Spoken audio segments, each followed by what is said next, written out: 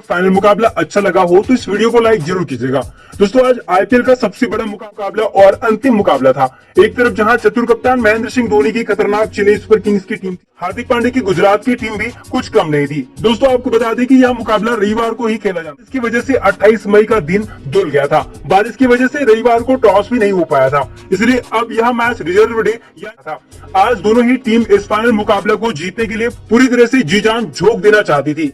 करो या मरो का मुकाबला था। आज जो भी टीम यह मुकाबला जीतती आईपीएल की ट्रॉफी पर उसी का कब्जा होता, इसलिए आज का मुकाबला तो गिरने वाला मुकाबला होना ही था।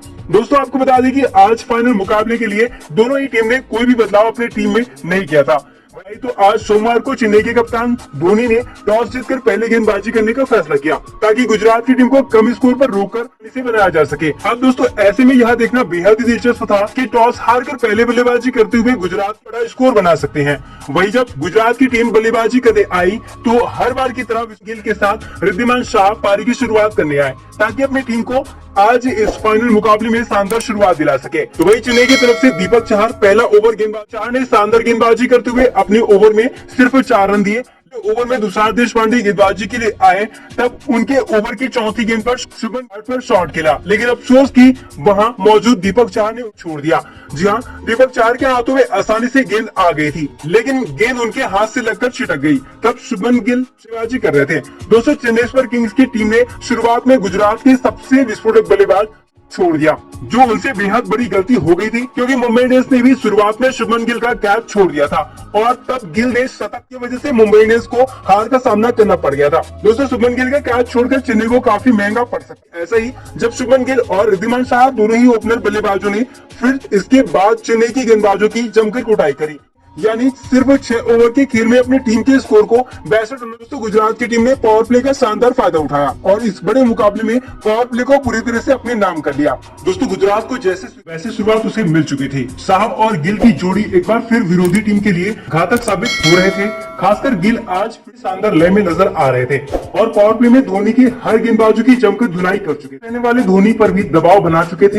हालांकि धोनी भी मैच को पलटना जानते हैं। आसानी से हार नहीं मानने वाले धोनी ने पावर प्ले के खत्म होते ही रवि पर लेकर आ गए और इस ओवर में गिल नाम की बड़ी मछली का किस्सा ही समाप्त कर दिया। गेंद पर धोनी ने चीते की तरह तेज गति से गिल का स्टंप उखाड़कर उन्हें पवेलियन भेज दिया। दोस्तों गिल जब तक क्रीज पर अपना पैर वापस लाते उनका स्टंप उड़ा दिया और इस तरह से धोनी ने गिल को स्टंपिंग करके गुजरात को बड़ा झटका दिया।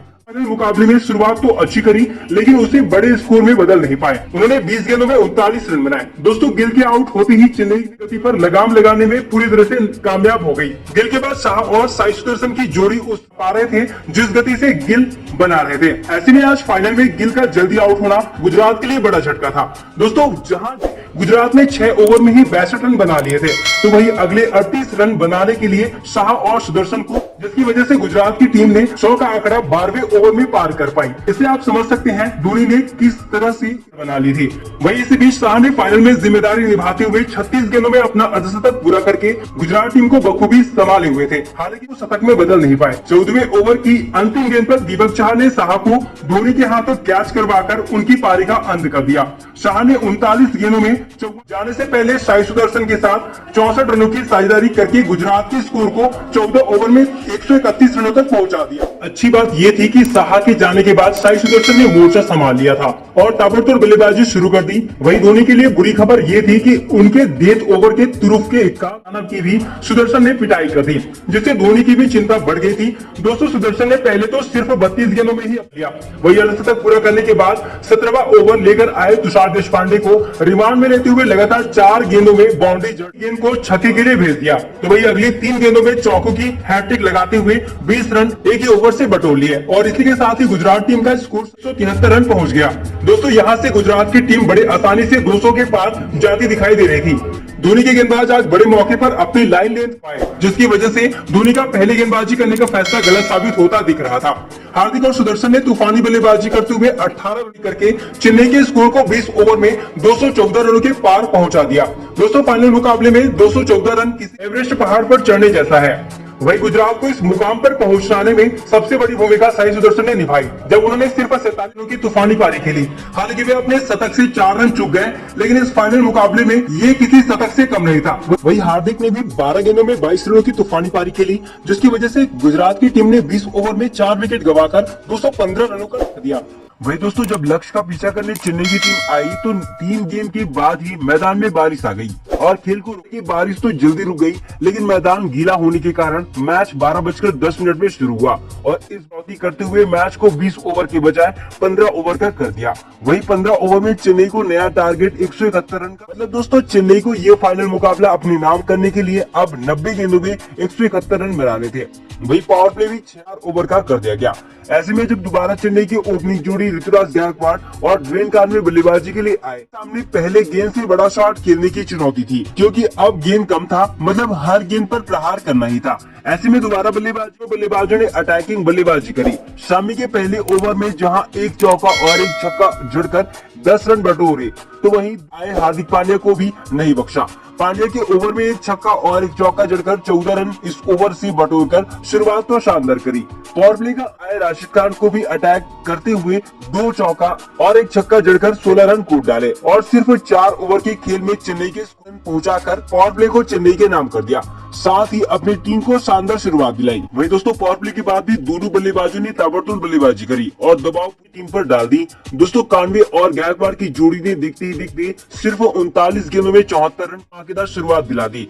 अब यहाँ से लग रहा था चेन्नई बड़े आसानी से जीत के दहलीज तक पहुंच जाएगी, तभी अचानक से 7वें ओवर में मैच पलट गया, जब अफगानी स्पिनर नूर अहमद ने एक ही ओवर में दोनों बल्लेबाज चेन्नई के खेमे में खलबली मचा दी।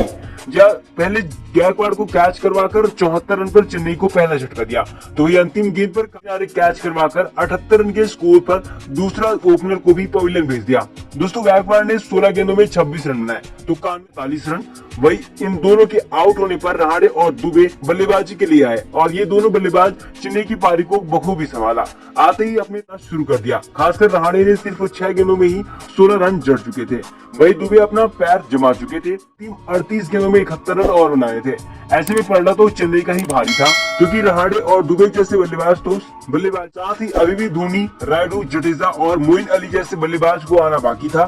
चेन्नई ने 2 विकेट के नुकसान पर ही 100 का आंकड़ा 90 ओवर में ही पार कर लिया था। क्या गुजरात की टीम कोई चमत्कार कर पाती है या नहीं?